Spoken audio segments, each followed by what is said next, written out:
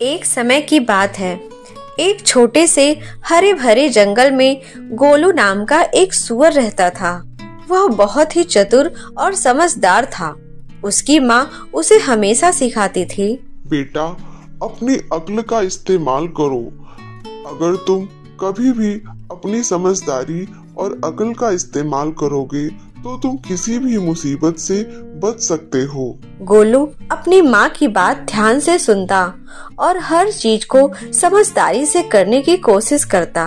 एक दिन जंगल में एक चालाक लोमड़ी घूम रही थी। वह बहुत भूखी थी और कुछ खाने की तलाश में थी। तभी उसने गोलू को खेलते हुए देखा। उसने सोचा, अरे वाह, यह तो बहुत ही मजेदार शिकार होगा। चलो मैं इसको अपनी मीठी मीठी बातों में फंसाती हूँ।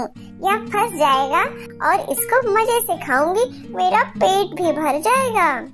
अरे गोलू, तुम तो बहुत प्यारे और गोल मटोल हो। क्या तुम मेरे दोस्त बनोगे?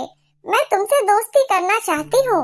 गोलू समझ गया कि लोमड़ी की नीयत सही नहीं है। उसने हंसकर कहा, हाँ बिल्कुल, मैं बिल्कुल तुमसे दोस्ती करूँगा, लेकिन मेरी एक शर्त है। पहले तुम मेरे साथ दौड़ लगाओ। अगर तुम जीत गई तो मैं तुम्हारे साथ चलूंगा, खेलूंगा, हंसूंगा, तुम्हारा दोस्त बन जाऊंगा।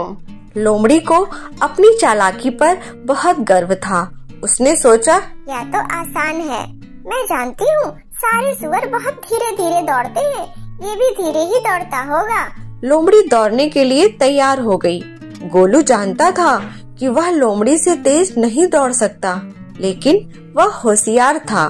उसने जंगल के एक बड़े कीचड़ भरे दलदल की ओर दौड़ना शुरू कर दिया। जैसे ही वह वहां पहुंचा, उसने छलांग लगा दी और कीचड़ में लोटपोट कर लिया और उसमें छिप गया।